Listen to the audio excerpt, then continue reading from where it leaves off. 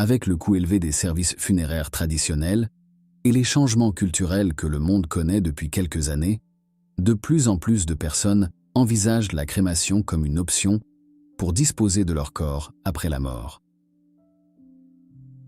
Mais les chrétiens doivent-ils pratiquer la crémation lorsqu'ils meurent? Que dit la Bible à ce sujet? Et comment savoir si c'est la bonne décision? C'est à ces questions que répondra cette vidéo. La Bible ne parle jamais de la crémation comme d'une pratique acceptée par le peuple de Dieu, mais elle ne l'interdit pas non plus. Cependant, certains principes fondamentaux, enseignés dans les Écritures, doivent être pris en compte au moment de choisir ou non ce mode d'inhumation. La Bible parle avec insistance de la dignité du corps, créé par Dieu, en tant que temple du Saint-Esprit, et du cadavre en tant que semence qui germera lors de la résurrection. Nous verrons plus loin comment ces deux notions peuvent influencer votre décision.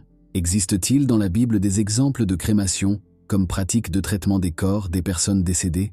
À l'époque patriarcale, les traditions funéraires revêtaient une importance culturelle et religieuse. Les communautés juives, qui constituent à la fois le contexte historique et culturel de la Bible, ainsi que d'autres cultures du Proche-Orient, accordaient une grande importance à ces questions. Une pratique courante était l'inhumation dans des grottes ou des tombes creusées dans la roche. Ces tombes étaient généralement situées dans des falaises ou dans la campagne et consistaient en des chambres funéraires où les corps étaient déposés. Dans certains cas, les corps étaient placés dans des sarcophages en pierre avant d'être déposés dans les grottes. Ces sarcophages pouvaient comporter des inscriptions en l'honneur du défunt. Après la mort d'un être cher, des rituels de deuil et d'affliction étaient observés, par exemple pleurs, déchirement des vêtements, pose de cendres sur la tête en signe de chagrin. Avant l'enterrement, le corps du défunt était lavé et préparé pour l'enterrement selon les coutumes de purification rituelle. Ce processus était effectué par les membres de la famille ou par des personnes désignées pour cette tâche. Les cérémonies religieuses faisaient partie intégrante des enterrements. La famille du défunt engageait des pleureuses. Des prières étaient récitées, des passages sacrés étaient lus et la mémoire de la personne qui avait occupé le corps était honorée afin de clore le cycle de la vie pour elle et sa famille. À l'endroit où le corps a été déposé, des monuments en pierre ont été érigés pour marquer le site et ces pierres ont ensuite été sculptées pour orner le lieu de repos du défunt. Par ces pratiques, les amis et les voisins rendaient hommage au défunt et apportaient soutien et réconfort aux proches.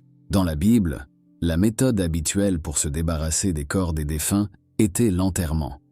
L'enterrement du corps sous une couche de terre ou le cryptage, qui consiste à déposer le corps dans une grotte, un sépulcre ou une crypte, afin de le conserver pour le jour de la résurrection. Abraham a cherché un endroit pour enterrer sa femme après sa mort. Il négocia avec les fils de Heth l'achat de la grotte de Macpéla et l'utilisa comme lieu de sépulture. Lorsque Jacob mourut en Égypte, ses fils l'emmenèrent dans la même grotte, pour joindre sa dépouille à celle de leurs ancêtres. Après la mort de Joseph en Égypte, il demanda lui-même à ses frères d'emmener ses restes au pays de Canaan, lorsque Dieu les ferait sortir d'Égypte. Après la délivrance des Israélites, Moïse a pris les restes de Joseph et les a emportés avec lui, réalisant ainsi son souhait. Joseph a finalement été enterré à Sichem, dans un terrain que Jacob avait acheté. Après la crucifixion de Jésus, Joseph d'Arimathie, membre du Sanhédrin et disciple secret de Jésus, a demandé à Pilate de lui remettre le corps de Jésus et l'a enterré dans un nouveau tombeau qu'il avait préparé. Il enveloppa le corps dans des bandes de lin et le déposa dans le tombeau. À l'extérieur, on plaça une grosse pierre en guise de sceau.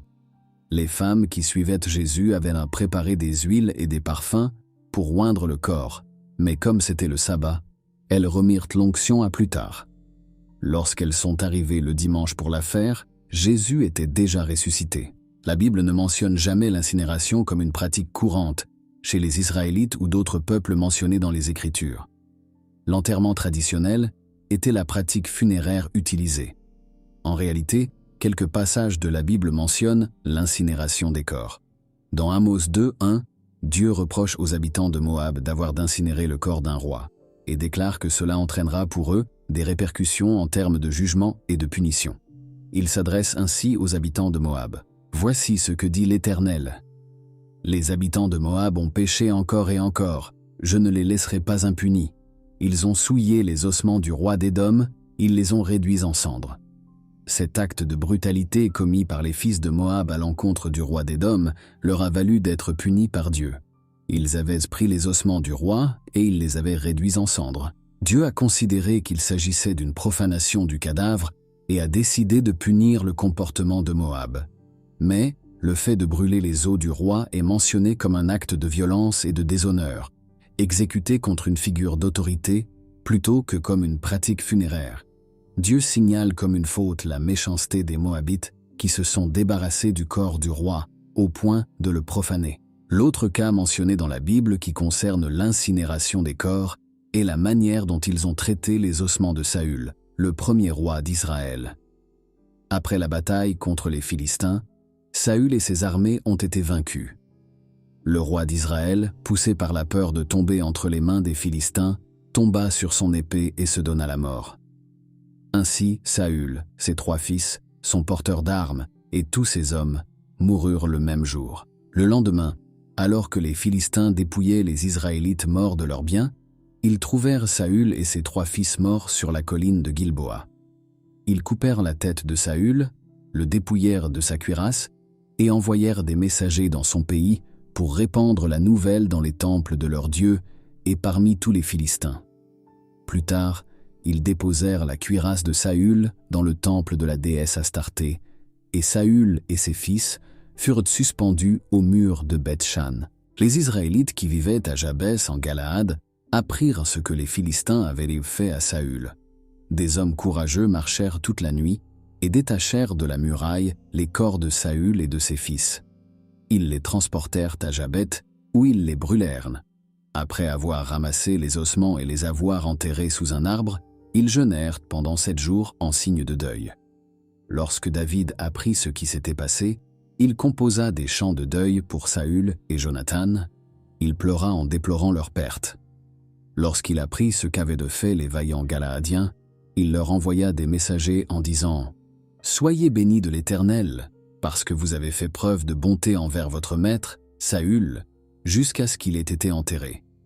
Maintenant, que l'Éternel vous traite avec bonté et fidélité, et moi aussi je vous ferai du bien pour ce que vous avez fait. » Les Galaadites ont procédé à l'incinération du corps de Saül, peut-être pour des raisons sanitaires, mais ce qui est remarquable est qu'ils ont pu enterrer les os de Saül. David les a bénis pour cela, et a déclaré que Dieu les bénissait, même s'ils avaient brûlé les os de Saül.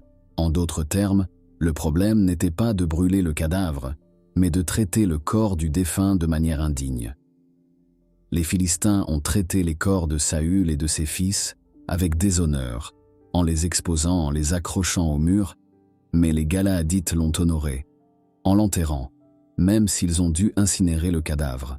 Pour choisir entre la crémation, l'inhumation ou toute autre option à la lumière de la Bible, il faut tenir compte des traditions juives. Leurs écritures soulignent l'importance d'un enterrement correct du corps physique en signe de respect de la dignité des êtres humains créés par Dieu. Par contre, les hindous et les bouddhistes encourageaient à la crémation du corps, estimant que le corps n'est qu'un instrument destiné à porter l'âme.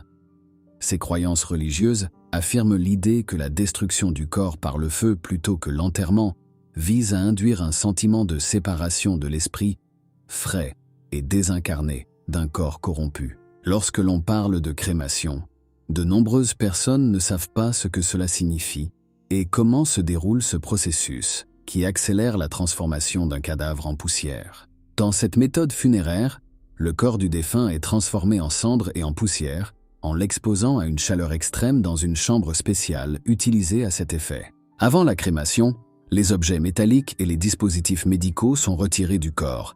Celui-ci est habillé de manière appropriée et placé dans un conteneur qui est transporté au crématorium et exposé à des températures extrêmement élevées, allant de 1400 à 1800 degrés Fahrenheit. Cette chaleur décompose le corps, réduisant ses composants de base et ne laissant que des fragments.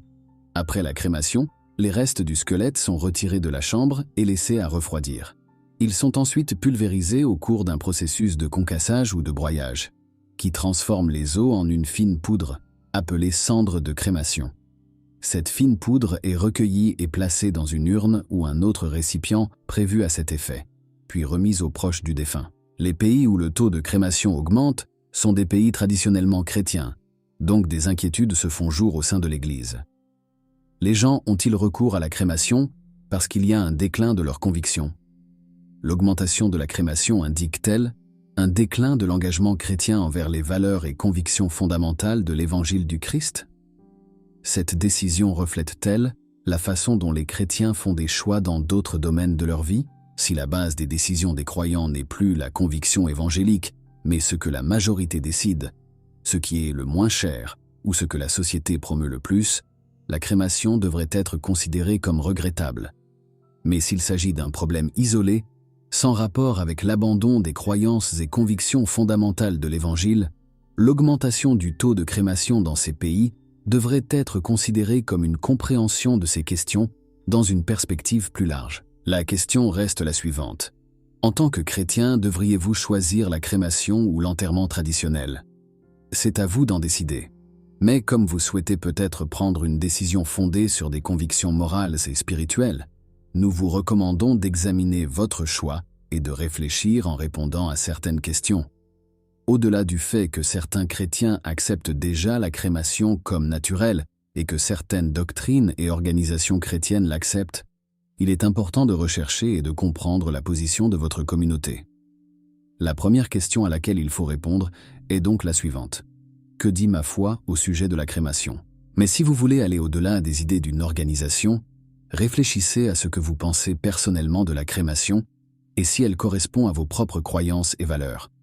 Pour ce faire, vous devrez examiner ce que dit la Bible sur les doctrines relatives à la mort, au traitement des cadavres et à la résurrection, car cela pourrait réaffirmer certaines convictions et renforcer d'autres résolutions qui détermineront votre désir et votre choix ultérieur.